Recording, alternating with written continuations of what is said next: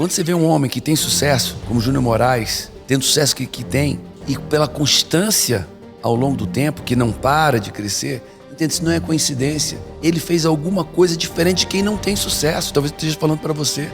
Eu já falei de metanoia, lugares, pessoas e a informação, o conhecimento. Eu falei que ele viveu uma jornada, ele viu e respeitou o processo. Nós falamos de a palavra de Deus não volta vazia. O que a mãe dele falou lá atrás continua. Nós falamos que quem orienta seu filho é o mundo, são os professores. O professor ensina, quem educa é pai. O professor ensina matemática, português, história, ensina. Nós falamos também da identidade dos filhos. O foco do Júnior é mostrar e ensinar ao filho quem ele é. Agora, o 6º ponto, olha o que ele está falando, ensinando para você do sucesso dele: gratidão e honra. E aí, onde é que nós paramos? Acabou o ano. Shakhtar em primeiro lugar, Dinamo em segundo lugar. Acabou o ano. Campeão? Não, ali era... Parava por causa do inverno. Do inverno. Aí o campeonato retomaria em fevereiro, terminaria em junho. Férias, venho pro Brasil, tranquilo. Volto para lá, pré-temporada. Acabou a pré-temporada, volto para a Ucrânia. Que estoura? Guerra. Rússia invade a Ucrânia. Estourou a guerra. Estourou a guerra. Antes da gente entrar nesse tema guerra, que é muito forte, por causa da guerra, o campeonato foi dado como terminado. O que aconteceu? O Shakhtar foi campeão. Caraca. Naquela última rodada que aconteceu tudo isso. Com isso, o time foi nomeado campeão e ganhou 36 milhões de euros pela classificação para a Champions League. Que loucura. Então, ou seja, aquele gol nos últimos momentos seus, que entrou nos faltando 25 minutos para acabar, garantiu para o clube. Esse diretor deve ser... Ele é rei no clube agora, né? O diretor que acreditou em você, contra os médicos, contra tudo, ele é rei, ó. E aí eu quero pegar com vocês, olha bem para mim. Posicionamento. Os médicos se posicionaram, disseram, não acreditamos, mas chegou um diretor e disse, cara, eu vou botar o meu na reta, eu acredito, eu vou me posicionar e eu vou colher o risco, eu me arrisco, pode trazer para mim o risco, né? E ele se posicionou. Podia ter dado errado, mas podia ter dado certo. Mas sabe o que aconteceu? Ele seguiu o coração dele, ele seguiu o que ele acreditava e ele se posicionou. Às vezes as pessoas olham para mim, Paulo, mas você se posiciona politicamente? Claro que eu me posiciono. E eu acho que todo mundo de direita deveria se posicionar e todo mundo de esquerda também deveria se posicionar. Não é o que você acredita? Então se posiciona com amor, se posiciona com respeito, se posiciona de forma pacífica. Eu não tenho que quebrar nada, bater em ninguém, mas se posicione de forma forte, veemente, mas se posicione, né? Então, Paulo, sua camisa amarela é o quê? É um posicionamento. Eu estou me posicionando. Eu me posiciono sempre com respeito, com amor, mas eu me posiciono porque tem muito covarde. Porque tem medo de perder cliente, tem medo de perder seguidores, tem medo de perder um monte de coisa e não se posiciona. E eu estou falando dos dois lados, tá? Esquerda, direita, centro. Então, para mim, quem não se posiciona, amigo, pensa na tua vida. Porque se você não se posicionar hoje, os espaços não ficam vazios. Alguém vai se posicionar por você e depois não reclama o que vai acontecer na tua vida. E eu estou falando isso na tua casa. Se você não se posiciona como marido, alguém vai ocupar esse espaço na tua casa. Se você não se posiciona como esposa, acredite, alguém vai se posicionar. Se você não se posiciona como pai, como mãe, alguém vai se posicionar. Espaços não ficam vazios. Tá? Então, se é para errar, eu prefiro errar pelo zelo, pelo cuidado, e não pela omissão, pela covardia e pelo medo. Então, você vai sempre me ver me posicionando, sempre. E eu digo isso para quem é pai, para quem é mãe, para quem é filho. Para quem é filho, se posicione como filho, haja como filho, fale como filho, se comporte como filho. Abra a porta desse teu quarto, filho, e sai desse quarto. Porque eu tenho certeza que teu pai está louco para ter um filho. Sua mãe está louca para ter um filho que ame, que cuide, que se permita ser cuidado. Eu vi uma família agora receber um jovem no intercâmbio. E o filho trancado no quarto, o filho grosseiro, rude, vendo no seu celular, no seu aplicativo, no seu computador. Aí chega um jovem de fora do Brasil. Aí vê um pai e uma mãe carinhosos, que olham, que atendem, que o pai lá dessa pessoa nesse país, frio, ausente, distante, sem afeto. E quando esse jovem chega e vê aqueles pais, aquele menino se coloca como filho e ocupa o espaço que o filho dele estava trancado no quarto sem ocupar. Amigo, quando o filho acorda, aquele menino tinha se tornado filho dos seus pais. E o filho trancado no quarto, como é que houve? E a mãe chorando, assim, tem 3 anos que eu procuro um filho, trancado dentro de um quarto. E ele veio e se colocou como filho, ocupou seu espaço. Aí o menino olhou assim, mas por que você não falou disso? Eu falei, filha, 3 anos eu te convido para sair do quarto, 3 anos eu te convido eu quero te comandar como um pai e uma mãe comanda, eu quero te direcionar, você grita, você berra, você não aceita nossas orientações. O Johnny, o nome do menino é Johnny, o Johnny, tudo que nós dizemos ele obedece. E ele é grato, porque agora ele tem alguém que fala por eles, alguém com experiência, que orienta ele, que diz sim, que diz não.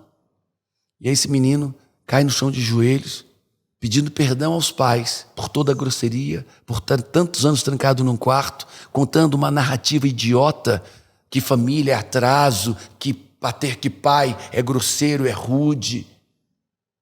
E o pai se ajoelha com ele e diz, filho, mas o meu coração sempre vai ter o teu espaço. Se abraçam juntos, se reconciliam. E hoje é uma família completamente refeita. Um filho que faz questão de ter pais. E pais que conseguem ser pais dos seus filhos. Eu espero que ninguém tenha que ocupar o seu espaço, porque você não se posicionou. Pensa nisso. Nossa. E aí fomos campeões. E tudo que eu tinha pedido para Deus para não sair do país, eu e minha esposa, né? A gente orava tanto para Deus para não sair daquele país, daquela forma. Deus transformou em dupla honra. E a gente você se torna uma personalidade mais ainda, o responsável pela vitória do grupo. O time recebe 36 milhões de euros pela vitória que foi antecipada por conta da guerra. Isso. E aí vem esse tema guerra, onde aqui no Brasil a gente não entende muito bem, né? Não vive isso, uma guerra dessa forma. E na madrugada de uma terça-feira para quarta-feira, eu não estava me sentindo muito bem. Minha família estava aqui no Brasil. Graças a Deus, esposa e filhos. Isso. Por um livramento de Deus. E eu estava passando mal na noite, com febre, com calafrio e tal. E fui dormir 3 horas da manhã. E 5 horas da manhã o fisioterapeuta Luciano estava em casa com o filho dele. Me acorda desesperado. Júnior, vem ver a notícia. Tá tendo... Que horas isso? 5 da manhã. Então eu fui dormir às 3. Ali, eu fui tomar um banho, né, para ver se melhorava, deitei na cama, 3 horas da manhã eu fui dormir. Às 5 eu acordei. Júnior, pelo amor de Deus, olha, o Luciano, o fisioterapeuta, entrando no quarto, mostrando o celular. Ele estava com a esposa e filho? Não, ele estava com o filho dele, de 18 anos, em casa, eles estavam em casa. E desesperado me acordando, falando, Júnior, já tá tendo ataque em Kiev. E eu levanto da cama assim, um pesadelo, né? Deixa eu entender isso. Isso é um pesadelo. Isso não tá acontecendo, é um pesadelo. E aí eu chego perto dele para ele me mostrar as mensagens e tal. Ele não tava conseguindo falar direito. Na hora que eu chego perto dele e me posiciono de frente assim, para janelas, né? O apartamento que eu morava era todo de vidro. E aí, nisso que eu tô olhando as mensagens, aí já dá para ver. O clarão bem grande, amarelo, longe da gente, não tão próximo, mas longe, um clarão muito forte e barulho de explosão. E o prédio tremendo.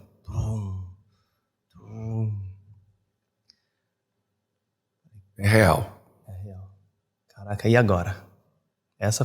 E agora? O que eu vou fazer? Aí eu fui pra sala, fui olhar pela janela da sala. E aí eu vi as outras janelas, né, que é um condomínio com muitos prédios. E eu vi os apartamentos, as pessoas pegando as malas, já prontas e saindo. E eu olhava para baixo igual aqueles filmes que tem que o mundo tá acabando, que vai ter um Pega, tsunami. vai abandonando e vai todo indo embora. Carro passando por cima de carro, pessoas correndo com mochila, mais ou menos nesse estado. E aí eu pensei, cara, meu carro tem menos que metade do combustível. Essa hora já não tem mais combustível aqui. Tá tendo ataque. E a sirene tocando, aquela sirene bem de bombardeio. Sinistra, de ataque aéreo, E agora? Meu carro tem menos que metade de combustível, eu não vou chegar em lugar nenhum. Lá fora tá loucura, carro passando por cima de carro. A temperatura estava a temperatura adequada? Era inverno rigoroso, -2, -5 graus. E você, para quem não entende, você no inverno, tá, a -2, 5 graus, dentro do carro tudo ok. Mas fora do carro você não sobrevive por muito tempo se não tiver com roupas muito apropriadas.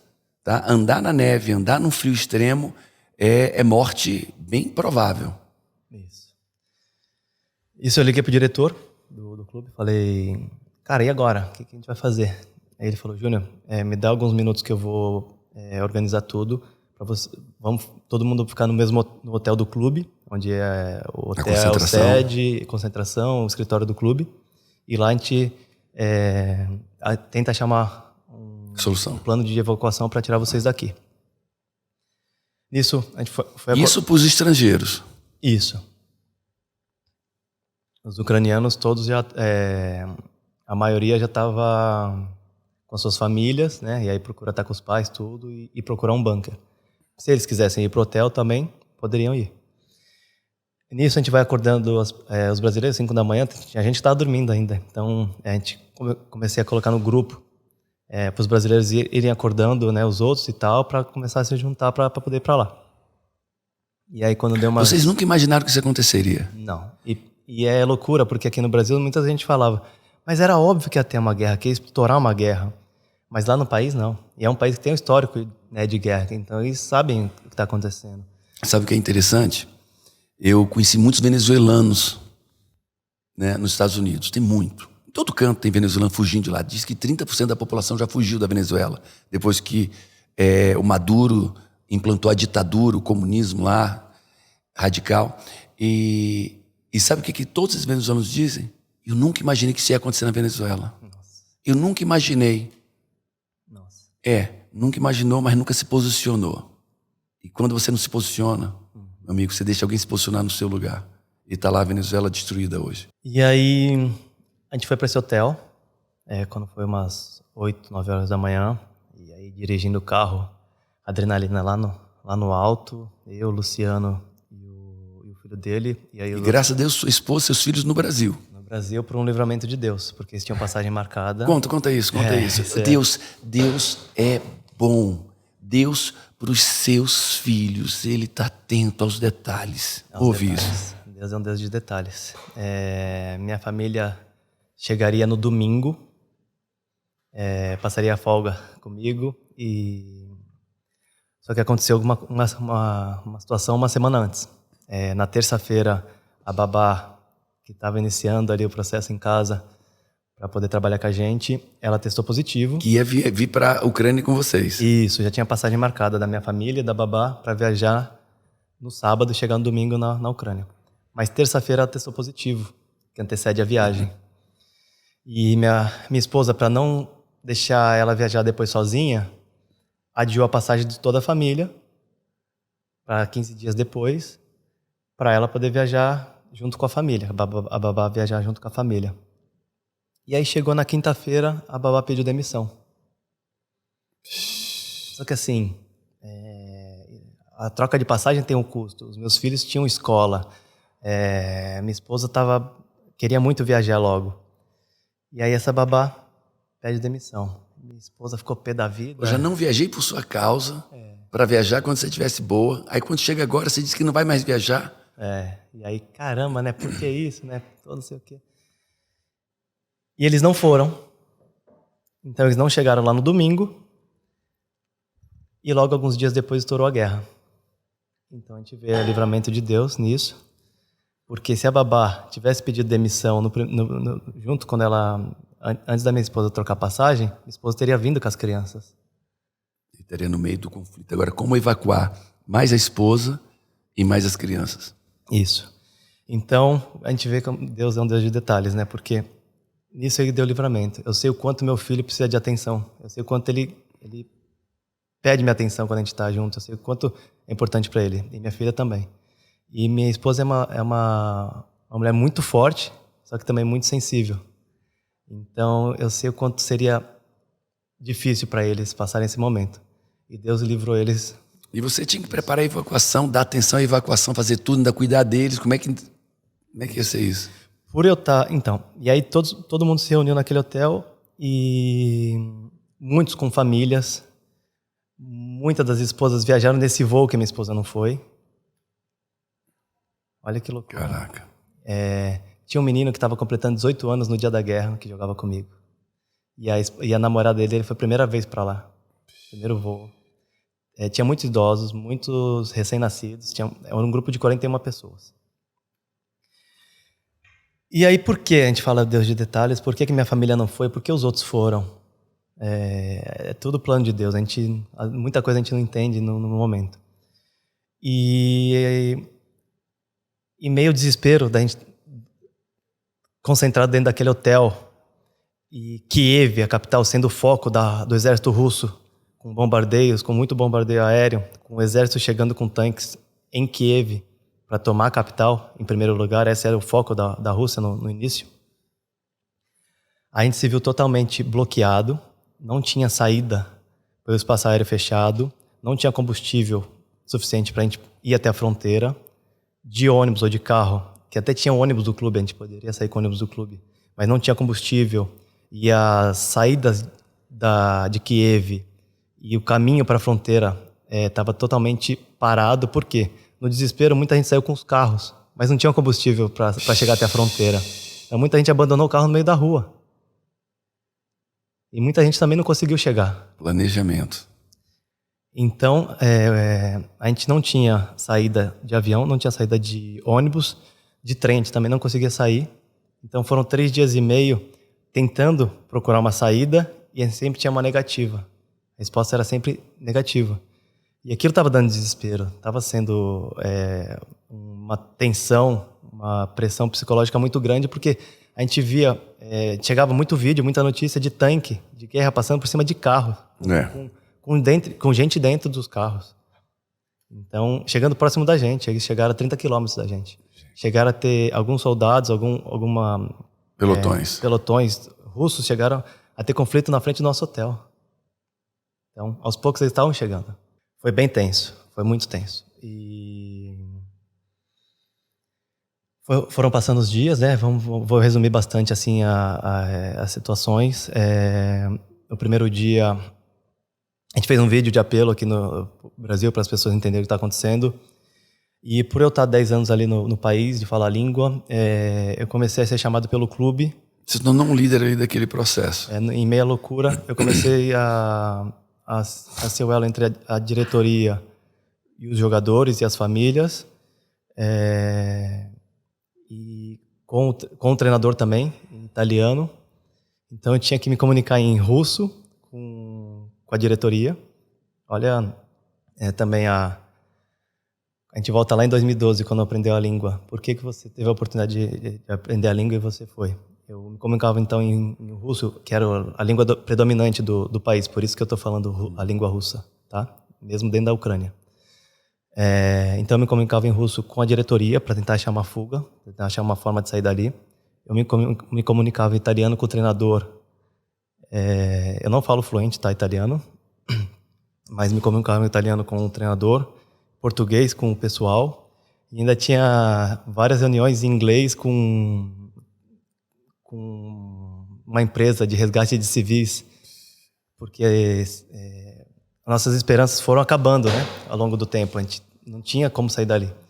E aí eu fiz também reunião com uma empresa de resgate de civis, com uma das pessoas, dos líderes dessa empresa, é um especialista da inteligência israelense, outros aqui do Brasil, outros italianos. Eles nos ajudaram muito com plano de emergência, E aí, eu tenho que pegar isso. Aí você vê a diligência. Lá no passado, 2012, eu decidi aprender a língua. Chegava 2 horas mais cedo todos os dias. Podia estar dormindo, podia estar brincando, podia estar fazendo qualquer coisa. Mas decidiu chegar 2 horas antes, lá no clube, lembra disso? E conversar com as pessoas, os funcionários, e ali foi aprendendo a língua. Agora imagina quantos brasileiros nós conhecemos que vai para um país, volta 10 anos depois e não fala a língua. Acontece. Quantos? Né? E a gente vê a diligência, vê a dedicação, vê fazer o que tem que ser feito, vê o esforço. Anos depois, fundamental falar todas essas línguas para salvar a si e as pessoas. E ali, muitas vezes também eu me vi fraco durante esses dias. Aconteceu que eu entrei em estado de alerta, então meu corpo colocou toda a minha energia para aquilo. Então minha cabeça começou a girar muito. Então eu não sei de onde veio a ideia de fazer o vídeo para o apelo. Eu não sei de onde veio muita coisa que aconteceu ali. Meu corpo eu fiquei 24 horas ligado em estado de alerta durante 3 dias e meio. E nisso que aconteceu, teve um dos dias também que tinha começando a faltar o leite de uma criança que tinha alergia ao leite das outras crianças, que até poderia dividir, né? E eu tenho que falar também do grupo. Em meia guerra, em meia desespero, em meia loucura, em tudo que aconteceu, foi um grupo de 41 pessoas que cooperaram muito. Foram muito parceiras em comum, com um objetivo em comum. Então, todos ali cooperaram muito em poder um ajudar o outro. Aí faltou o leite de uma criança, aí ajudava. A fralda, um ajudava com a outra. Que legal. Não teve nenhum momento desavença, loucura. Porque quando você está em estado, né, de choque, ali em pânico, é normal ter, né, às vezes essa loucura. Mas a solidariedade prevaleceu. Prevaleceu, todos. E ali faltou o leite de uma criança que tinha alergia aos outros leites. E junto com uma jornalista que estava dentro do hotel, que já cobria zonas de conflitos há mais de 10 anos, a gente decidiu correr atrás do leite. Então a gente saiu do hotel, do bunker, e a gente foi para a rua. E pela internet a gente conseguiu achar um mercado que ainda estava aberto próximo, e a gente correu.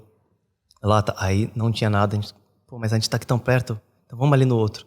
E a gente correu em 3 mercados e foi se afastando do hotel, e aí não tinha o leite. Mas aí nisso a gente conseguiu buscar pelo menos aquelas papinhas, aqueles suquinhos de frutas, trazer mais fraldas, mais outros mantimentos para dentro do hotel. E o pessoal ainda estava vendendo ali? Já estava aquela loucura de final, e ainda estava vendendo o que tinha. Bom, acabei de sair do hotel, arriscando um pouco, mas acabou o leite do filho de um companheiro meu, e eu vim aqui para buscar o leite. Estou aqui com uma parceira, jornalista, que está ajudando bastante. Tem 10 anos de experiência aqui em confrontos, então a gente está indo aqui ver se a gente consegue o leite, tá?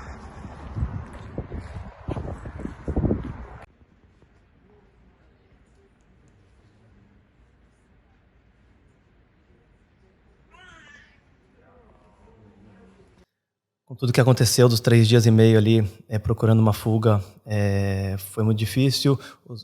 As pessoas começaram a entrar em pânico, e na madrugada Do terceiro dia, 2 meninos, 5 horas da manhã, eles foram para a porta do hotel, acordaram sozinhos, foram para a porta do hotel para olhar como é que estava. Eles iam voltar, pegar a família, colocar dentro do carro e ir embora. E aí, daqui a pouco, eles entram dentro do hotel correndo, gritando: eles vão invadir, socorro, cuidado. Tava tendo conflito na porta do hotel, tiroteio, bomba, bem próximo do hotel. E eles entraram desesperados. E nisso eu vi que eles estavam já em pânico, e muita gente estava entrando em pânico. Só que isso foi um livramento, porque das 5 da tarde até as 8 da manhã é toque de recolher. Qualquer pessoa que estiver na rua é inimiga, de um lado para o outro. E eles iam sair desesperadamente com o carro deles, e provavelmente seria alvo de alguma coisa. E aí a gente viu que estava em pânico, e que era o momento da gente fazer alguma coisa e sair dali. E aí a Embaixada Brasileira, ela soltava os horários de trem, para saída de trens, para zonas que não estavam em conflitos. E nisso, a gente viu que tinha um trem que sairia para Chernihiv às 4h50. Isso 10 minutos depois tem o cessar-fogo. Era um risco muito grande. E nesse ponto final, que é Czernivtsi, que é mais perto da fronteira com a Polônia e com a Tchecoslováquia? com a Eslováquia, com a Polônia e com a Moldávia, também seria uma loucura a gente chegar lá em Czernivtsi, só que a gente não tinha ponto de apoio lá. A gente ia chegar lá, a gente não ia ter comida, a gente não ia ter transporte para poder ir embora. Nisso entra o presidente da UEFA. Vocês tinham feito vídeo já? Já tinha feito vídeo, já tinha muito apelo, só que a gente precisava mesmo do apoio de pessoas locais. Não tinha como, aqui no Brasil, por mais que teve muito apelo, e agradeço muito as pessoas que fizeram, dos jornalistas, políticos, amigos que fizeram de tudo para tentar ajudar. A gente precisava mesmo da ajuda local, precisava de apoio local. E o presidente da UEFA, na sexta-feira à noite, entrou em contato comigo. A gente já estava totalmente sem esperança nenhuma. O clube já não tinha conseguido, nós não tínhamos conseguido. Então, estava bem difícil, a comida acabando. E o presidente da UEFA, ele falou: Júnior, eu vou me comprometer a tirar vocês daí. Eu estou dando a minha palavra. Minha carreira toda, eu não durmo com o celular do lado da minha cama. Esse é um tratado que eu tenho com a minha família. E a partir de agora eu vou deixar ligado aqui até tirar vocês daí.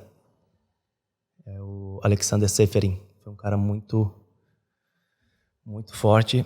E quando ele falou isso, eu falei para ele: senhor presidente, você está sendo a primeira palavra de esperança para a gente nesses 3 dias. Então, eu acredito que a gente vai sair daqui. Sábado de manhã, as pessoas já estavam assim, em pânico, já estava bem difícil. E eu estava tomando café ali e falando no telefone, resolvendo as coisas. E aqui atrás tinham 2 jornalistas da BBC conversando com os outros meninos. E aí os meninos perguntaram para eles: se vocês fossem a gente, vocês sairiam nesse trem das 4h50? E eles falaram bem claramente: aqui vai piorar, pode acabar a comunicação, vai acabar a eletricidade. Se eu fosse vocês, eu sairia nesse trem. Na primeira oportunidade, eu sairia daqui. Já eram jornalistas que cobriam guerras, né? Experiência em cobrir guerras. E eles são bem-vindos nos hotéis porque eles levam informações. Então, os hotéis sempre acolhiam eles. E nisso que ele falou isso, plim, assim, deu a segunda alerta. O primeiro o pânico dos meninos e o segundo esse alerta. Aí eu virei e falei: vocês sairiam nesse trem? Eles falaram: sim. Se eu fosse vocês, sairiam daqui o mais rápido possível. Liguei pro presidente e falei: presidente, a gente está assim nessa situação, presidente da UEFA, a gente está assim nessa situação, vai ter esse trem.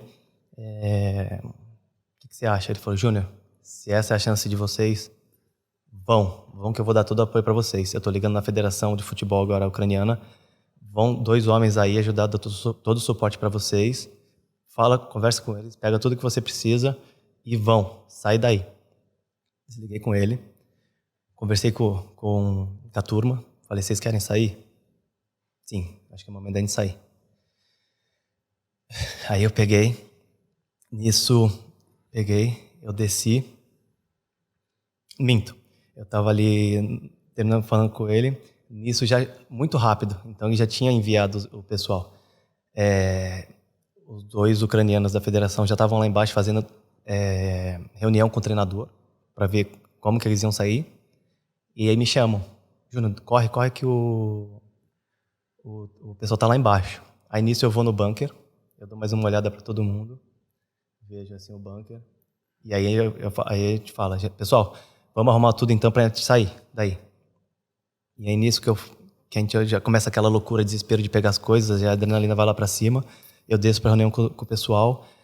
Nisso eu interrompo o treinador, falo: mister, desculpa, que só sairia no dia seguinte. Falei: mister, desculpa, a gente tá saindo agora.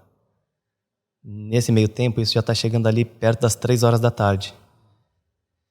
E aí eu falo: mister, desculpa, a gente vai sair agora. Aí o pessoal da federação fala: o que você precisa? Eu falei: a gente tá indo pra estação de trem, a gente precisa de apoio no ponto final em Czernivtsi, a gente precisa de alimento para as crianças e a gente precisa de apoio de transporte para chegar até a fronteira.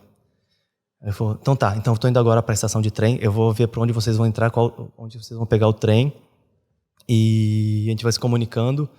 E nisso já está descendo os brasileiros todos, brasileiros uruguaios, o grupo de 41 pessoas pegando e saindo já para... Deixa eu só fazer uma coisa aqui. Olha assim, aqui é jogo de gente grande, aqui é café preto sem açúcar, aqui é aprendizado, aqui não é... De tudo a gente aprende. Eles estavam na zona de conforto, estavam num bunker, supostamente seguros ali dentro, e tinha que tomar uma decisão. Saímos dessa zona de conforto, entre aspas, e vamos nos expor num trem, depois chegar num local, depois ter que chegar... Ou continuamos aqui. Essa decisão você tem que fazer hoje, talvez. Eu vou continuar nessa zona de conforto, que de repente conforto não tem nada, é um conforto momentâneo, é um conforto falso, uma segurança falsa, ou você vai se ousar e arriscar e ir para um lugar onde você tem futuro. Porque na zona de conforto, ali não há futuro, ali só há presente. E eles tiveram que escolher o conforto do presente ou o risco por um futuro. E aí, amigo? E nisso, já estavam saindo assim, eu falei, calma gente, vamos sair todo mundo junto e tal. E começou aquela loucura, adrenalina, tomar conta. Eles falaram, não, a gente já vai colocando as coisas no carro, a gente te espera e tal. E aí nisso, um dos meninos falaram, corre que o Marlon, que é um companheiro meu de clube, o Marlon não vai. Ele tá lá em cima. Aí nisso o pessoal saindo... Aí Travou. Travou. E eu saí correndo pra lá, mas ele tinha um motivo. Ele tem 3 filhos pequenos. 3. Lá no bunker com a gente. Se eu não me engano, um de 3 anos, um de 1 ano e meio e um recém-nascido. Meu Deus, que desespero. A esposa e a sogra. Então, meu Deus. Então eles não tinham condições nem de carregar coisas. Né? Ou carrega os filhos ou carrega as coisas. Né? E nisso eu subi correndo, encontrei ele no corredor, perto do bunker, dei um abraço nele e falei, parceiro, vamos que agora vai dar certo. Nós temos apoio. E ele, não vou. E nisso veio a esposa dele, abraçou a gente e falou, vamos, Marlon, vamos que agora nós temos apoio, vamos. Aí ele aceitou. Aí nisso a gente foi, pegou as coisas no bunker, as malas dele, tudo, corremos pro... Quando você fala bunker, é bunker mesmo? O nosso não era um bunker no subsolo, era uma sala no meio do hotel onde não tinha as janelas. Então, caso caísse um míssil, a gente fosse atingido, a gente não ia ter o primeiro impacto, talvez o segundo, sim.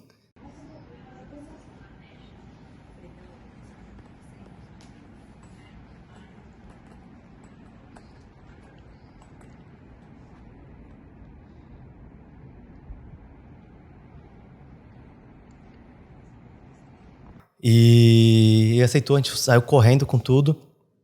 Nisso, já estava todo mundo no carro, já estavam saindo. E eu estava ali dentro ainda. Aí eu agradeci todos que estavam ali, os ucranianos que estavam ali com a gente dentro do hotel. Agradeci eles por tudo, né? Por ter recebido a gente ali, por tudo que aconteceu e tal. Muitos deles estavam chorando, né? Vendo tudo que estava acontecendo. E dei um abraço no treinador. Porque ele, com a comissão técnica, ia sair só no dia seguinte. Para a Itália.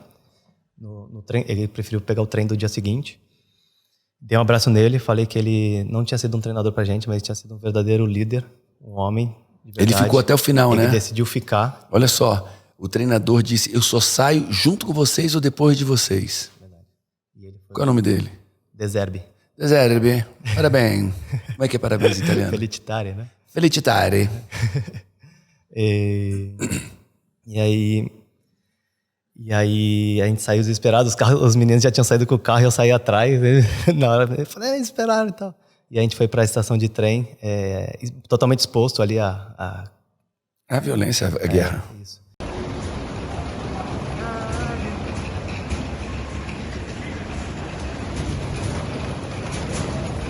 E a gente conseguiu entrar no trem, aquele trem, o trem muito antigo, assim, bem antigo e todo mundo colado, todo mundo junto.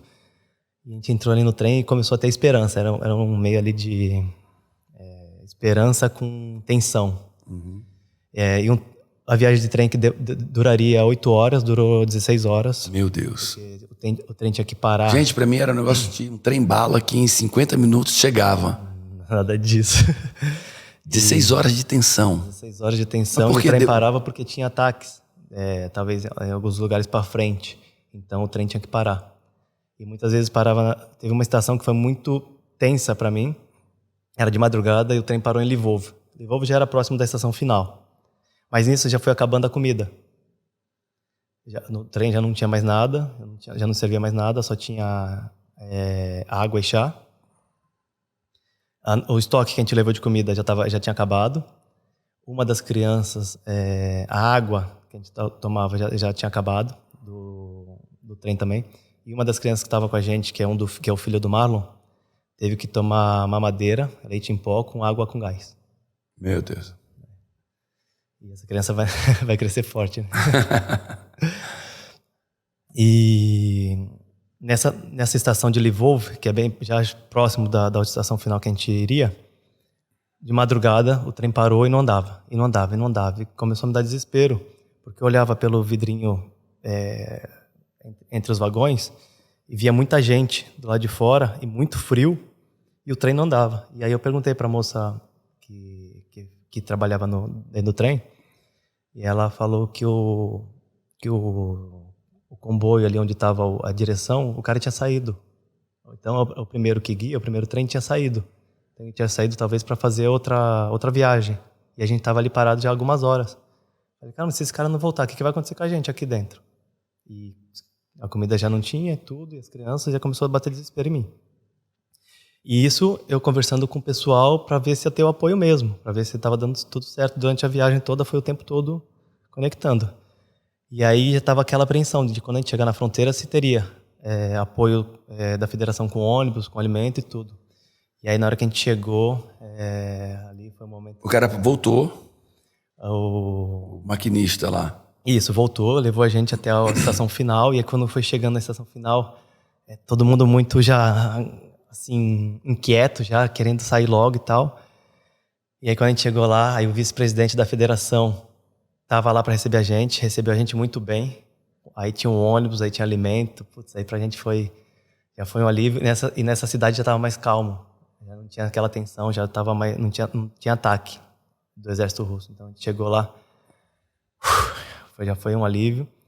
Recebeu a gente lá, recebeu super bem e levou a gente para tomar café da manhã, que uma coisa assim que pra gente foi uma coisa assim, um luxo, uma coisa do meia-guerra, foi uma coisa muito boa.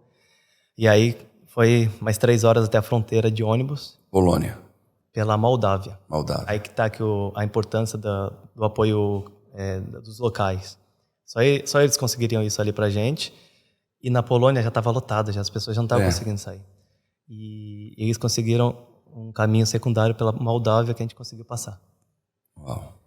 E aí depois de 3 dias e meio de loucura, nessa que a gente está passando na fronteira, eu estou sentado do lado do motorista do ônibus e eu faço questão de levantar e passar e olhar no olho de cada pessoa até o final do ônibus para ver como a feição mudou durante esses 3 dias intensos. As pessoas tinham uma expressão de esperança, de apreensão, né? Porque queria logo que passasse logo com ansiedade, mas já tinha muita gente chorando e sorrindo, chorando e sorrindo. E aí eu fiz questão de fazer isso para guardar essa memória comigo para o resto da vida, até que a gente passe a fronteira. Aí Moldávia, vocês foram? Aí a gente passou a Moldávia e a gente pegou outro ônibus, 7 horas até chegar na capital de Bucareste. Bucareste e aí na Romênia. Romênia. E nisso, aí a gente estava salvo. Aí nisso, realmente, aí foi a hora que a gente conseguiu sair de lá. E aí dali o governo brasileiro, como é que foi? Aí, se a gente quisesse esperar o avião da FAB, ia demorar mais de algumas semanas. Então, os jogadores por si só compraram as passagens e ajudou muita gente ali também que não tinha passagem, de outros brasileiros ou outros estrangeiros que estavam saindo e foram para o Brasil. Nisso, quando a gente chegou no aeroporto, eu também comprei minha passagem junto com todo mundo. Só que o voo atrasou 1 horinha. E eu parei, foi a hora que eu parei e que eu sentei no café. Eu parei e fiz assim. Respirou. Aí eu parei. Eu falei, não, eu não posso ir embora daqui. Eu tô louco. Nem a pau. Eu não posso ir embora daqui. Eu liguei pro presidente da UEFA, Alexander Seferin, e falei, você tem algum horário para me atender amanhã, para me receber amanhã? Ele falou, Júnior, tenho, na hora do almoço eu consigo. Posso ir para aí? Aonde que ele estava? Ele estava na Eslovênia, que é o país dele. Eu falei, eu posso ir para aí?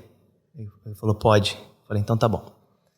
Desliguei o telefone, fui lá para todo mundo, dei um abraço a todo mundo. Falei, gente, desculpa, mas eu não posso ir para o Brasil agora. Aí a pessoa, tu é louco? Eu falei, eu preciso agradecer pessoalmente quem foi que tirou a gente daqui.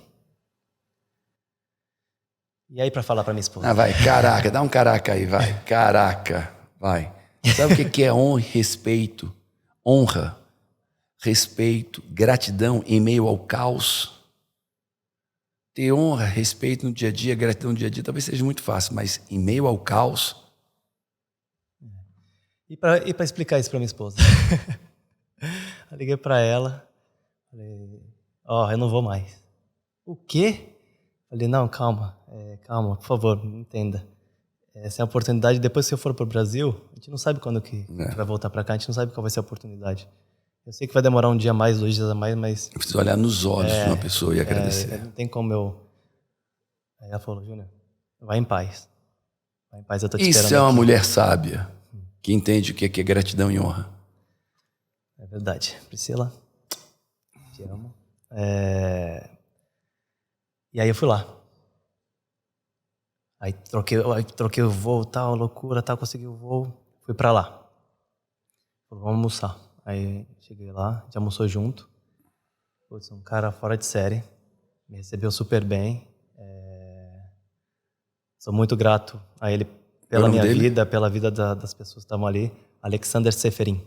E aí quando acabou o almoço ele falou, Júnior, eu passo pra te buscar... Quando tu vai embora? Eu falei, amanhã de manhã. Então eu passo pra te buscar às 6 horas, você vai jantar lá na minha casa. Uau! E aí eu fui jantar dentro da casa dele, junto com a esposa, com a família, com os filhos, dentro da casa do presidente da UEFA, a pessoa que salvou a nossa vida. Isso é pessoas que honram, pessoas gratas. Olha bem o que eu estou te dizendo, olha bem para mim. Eu tenho certeza, com o que você acabou de falar, é a prova que gratidão e honra te levam a patamares muito mais elevados, mas acessam o sobrenatural. Eu tenho visto pessoas alcançarem lugares sobrenaturais, coisas completamente inexplicáveis, conquistas inexplicáveis, sucessos, ganhos inexplicáveis, porque elas vivem como estilo de vida a honra e gratidão. E aqui está o Júnior. O UEFA, para vocês terem ideia, da Europa, é a Associação de Futebol da Europa, posso falar assim? Toma conta de todos os maiores campeonatos do mundo, da organização. Os maiores campeonatos de futebol do mundo são organizados pela UEFA, que os maiores times do mundo estão na Europa. E agora está o Júnior jantando na casa do presidente da UEFA. E essa história nem começou ainda na vida dele, esse almoço. Olha que eu estou profetizando. Esse jantar na casa dele, essa história nem começou na vida dele. Ouça o que eu estou dizendo. E nisso, aí eu chego, com tudo que aconteceu, eu chego no Brasil e aí eu, no aeroporto, encontro minha família, minha esposa, meus filhos, aí dou aquele abraço. E aí ali eu falo como Deus é maravilhoso, né?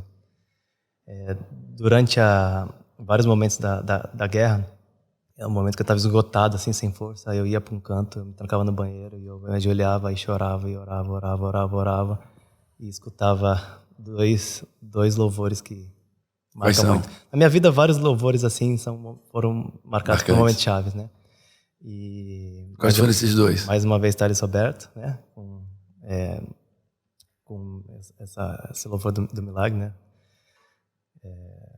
Aqui eu vivo de milagres, dessa vez vai ser mais um milagre e vai dar tudo certo. Vai dar tudo certo. E aí, várias vezes que eu me peguei sem força, esgotado, e eu orava, pedia a Deus. E eu falava, Deus, tu fez tanta coisa na minha vida, passou por tanta coisa, né? Eu quero muito ver minha família, eu quero muito poder continuar minha vida, mas desde já te agradeço por tudo, porque tem sido maravilhoso tudo que eu tenho vivido contigo. E mais uma vez ele me deu honra e eu vim, né, para cá, para o Brasil, poder estar próximo da minha família. E aí você veio sem clube, fugido da guerra, né? E aí, você está no Corinthians, atacante do Corinthians, me fala. E aí eu cheguei aqui, nem tive muito tempo de absorver tudo. Eu peguei minha família e E a minha empresária, a família da minha empresária, que é como se fosse minha família, né? É como se fosse uma mãe para mim, a minha empresária, Deise Brandino. Deise Brandino. E a gente foi para... Ela fez o método CIS também. Ah, fez? Fez. E a gente foi para uma casa afastada. Sua esposa fez método CIS? Fez. E vai fazer o... Formação em coaching. Formação em coaching. Olha aí, pessoas sábias fazem método CIS e formação em coaching na FebraCIS. Verdade. E ali a gente ficou 3 dias off. Só fazendo off assim. A gente tentou se afastar da toda a loucura, né? De imprensa, de toda essa loucura, para dar uma descansada. Só que a gente estava fazendo um projeto também, estruturando um projeto para ajudar as pessoas na Ucrânia. Para poder ajudar, para receber elas fora da Ucrânia, em Portugal, aqui no Brasil, de poder dar moradia, alimento para todas essas famílias. Então eu curti um pouco com meus filhos e ao mesmo tempo ia lá e a gente fazia todo o projeto. E no terceiro dia, pela manhã, a gente falou assim, vamos sentar para falar do futuro, Júnior. Vamos falar agora sobre o seu futuro. Aí tinha algumas propostas da Europa, algumas coisas da Ásia e aí Brasil. Nisso que a gente está sentado, conversando, o diretor do Corinthians me manda mensagem dizendo que se eu poderia falar, eu atendi a ligação, ele falando que o treinador e o clube tinham interesse em me contratar. Na hora que a gente estava falando sobre futebol. Lembrando que o meu tratamento... Cara, você está entendendo como Deus é um Deus de detalhes? Ele está off, ele está ali se recuperando entre família e criando um projeto estratégico para ajudar as pessoas que estão na guerra. E aí está falando com a empresária dele sobre os próximos passos, aí liga o diretor do Corinthians. É assim, é sincrônico. Deus é sincrônico na vida daqueles que verdadeiramente o amam. E olha que loucura. Onde que eu tratei a minha lesão crônica? Dentro do Corinthians. Deus de detalhes, né? E aquele teu parceiro, o fisioterapeuta, voltou com você? Voltou comigo, Luciano. Nesse tempo todo. E aí eu volto pra cá, nem penso 2 vezes. A gratidão que eu tenho pelo clube por ter tudo que aconteceu. Nesse tempo que eu estava lá dentro, eu vivenciei o clube, eu vi o quanto a atmosfera dentro do clube, dos trabalhadores, dos jogadores, da diretoria era tão bom. Eu me senti tão confortável com isso. Tem um monte de cristão lá, não tem? Tem. A gente tem o culto antes dos jogos. Uau, tem culto antes dos jogos. E aí, já falou, não, então, vamos viver isso. A gente tem que viver isso. E aí, eu acertei no Corinthians. Eu tenho passado um momento muito difícil, muito difícil. Eu pensei que o pós-guerra, como minha vida sempre foi muito difícil, as coisas aconteceram e depois passaram, minha vida estava em risco e passou. Eu tô bem aqui, eu tô seguro, eu tô com a minha família. Então, eu só queria saber de performar, voltar a performar. Mas quando eu cheguei no Corinthians, veio a conta de tudo que eu passei lá na Ucrânia. Veio a conta de todo o estresse, todo o trauma que eu passei. Começou a vir a conta. Eu comecei a ter umas alergias que eu nunca tive na minha vida. Meu rosto começou a inchar de repente. Minha imunidade baixou muito, eu não conseguia render dentro de campo. Comecei a ter pesadelos muito fortes. Um dos mais fortes que eu tive foi... Eu estava dormindo no hotel sozinho. Eu comecei a sonhar que eu estava dentro da guerra. E nisso, o meu filho estava na guerra e ele foi atingido por uma bomba. E eu agarrei ele assim, desacordado.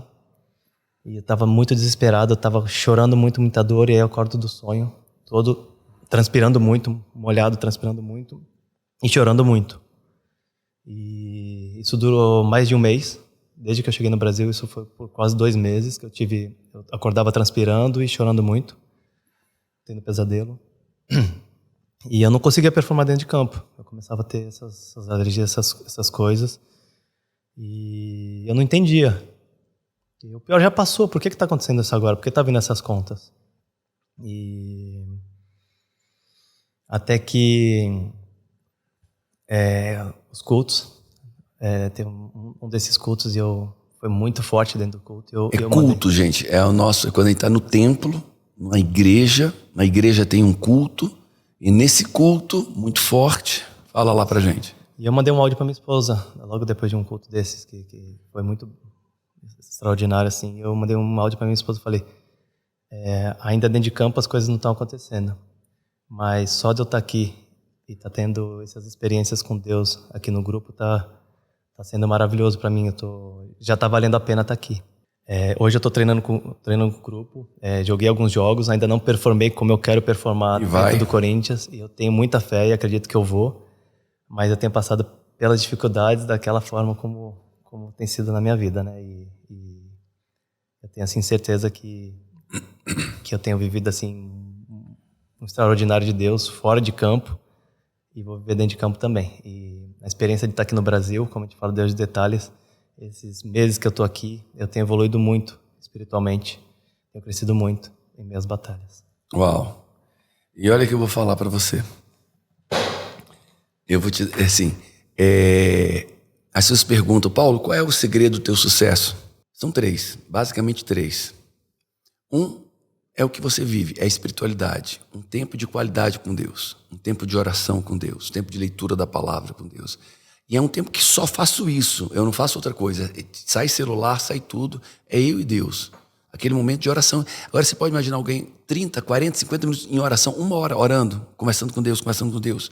Cara, com quem você conversa muito, você tem intimidade. Dizer que tem intimidade com quem você não conversa muito, quem você vê passar, oi, tudo bom? Oi, Deus, tudo bom? Oi, Deus. Não. Então, isso tem mudado a minha vida. É um aspecto. Outro aspecto, eu sei que você vive isso, é lugares certos, pessoas certas. E quando você está em lugares certos, pessoas certas, você tem acesso, informação, saber. Aquilo que você teve do presidente da UEFA. Lugares certos, pessoas certas, e teve a informação, o passe, a forma de sair. Então, conexão com Deus profunda. Metanoia, isso é metanoia, lugares certos, pessoas certas, informação certa. E agora, é outra coisa que você vive, exercícios, preparação. Eu vivo uma preparação intensa, como um atleta. Eu preparo a minha mente, minhas emoções, minhas crenças, como um atleta. Então, todo dia eu tenho um treinamento. Todo dia eu me treino por pelo menos 1 hora. E eu tenho um checklist de exercícios que eu faço para a minha mente todo dia, todo dia. E talvez por isso eu tenho essa longevidade na minha carreira. Se o pessoal diz, Paulo, eu não conheço ninguém que tem uma longevidade na carreira como você tem. Você tem 55 anos e está melhor do que quando você tinha 35, 40, 45, 50. Cara, eu vou chegar aos 60, muito melhor do que eu estava hoje, se Deus quiser, for vontade de Deus. Então, se você quiser e me permitir essa minha ousadia, né, estou falando com um atleta gigante, eu vou lhe passar 7 exercícios. Amigo, você não precisa mais do que 1 semana. Se você fizer o que eu estou dizendo, você não precisa mais do que 1 semana para voltar à sua melhor forma. Uhul! E eu creio que também nada é por acaso. OH. Eu creio que Deus une as pessoas, Ele une as pessoas. Primeiro, Ele une os propósitos. E para que o propósito de Deus aconteça, Ele conecta as pessoas. Eu creio que o que nós falamos aqui vai chegar em muitas vidas, vai chegar em muitos atletas, atletas que são líderes, atletas que influenciam, atletas do futebol, atletas do basquete, atletas de todos. E vão entender o que é Deus na vida de 2 pessoas de altíssima performance, como é que nós podemos escapar dos reveses e chegar em lugares altos. E quando tudo parece não dar certo, as coisas dão certo. Quando nada parece ter sentido, tudo tem um sentido e um porquê. E que você que está nos assistindo, seja atleta, seja um grande executivo, um empresário, uma pessoa comum, você possa fazer a sua parte. Seja parte de viver essa jornada ou sua parte de melhorar a sua jornada e influenciar outras pessoas. Esse é o que eu desejo aqui, eu sei que é o que o Júnior também quer. Nós nos colocamos como líderes, né? E se pudermos ter a honra de ser líderes de outros líderes, melhor ainda. Que nós possamos influenciar líderes que vão influenciar mais e mais pessoas. Então é onde nós nos colocamos. Verdade. E Paulo, eu queria deixar uma coisa aqui também que é importante dizer. A gente vê médicos, a gente vê bombeiros, a gente vê pessoas que são verdadeiros heróis, né, nesse mundo. E eu quero dizer que pessoas como você são heróis nessa terra, nesse mundo. Eu vejo médicos que salvam vidas. Eu vejo pessoas como você que transformam vidas e que dão vidas a pessoas que têm morte em vida, que é muito ruim. E você é um instrumento de Deus e que transforma vidas. Amém. Então eu queria deixar aqui um versículo que eu levo assim para minha vida, muito, que é Mateus 6:22, que é: os olhos são candeias para os olhos, e se seus olhos forem bons, o teu corpo terá luz. E um versículo que eu acho que cabe muito sobre a sua vida, sobre o que você faz, assim como tanto outras pessoas como você, que é Provérbios 27:17, que está no presente que eu te dei, está afirmado no presente que eu te dei, que é: assim como o ferro afia o ferro, o homem afia seu companheiro. Uau! Você sabe que esse versículo é de Deus, né? Porque esse versículo ensinou eu e a minha esposa. Ferro afia ferro. Então, o ferro não é para se bater no outro ferro, conflitar com o outro ferro, é para afiar o outro ferro. E isso, para mim, para a Camila, foi uma revolução, um entendimento. A gente não tem que se bater, a gente tem que se afiar um com o outro. E nós vamos ser efetivos nesse mundo. Então, nós somos dois ferros, aços, se afiando para que nós possamos adentrar esse mundo e ajudar pessoas. Amém. Muito obrigado mais uma vez. Gratidão por esse momento. Caraca!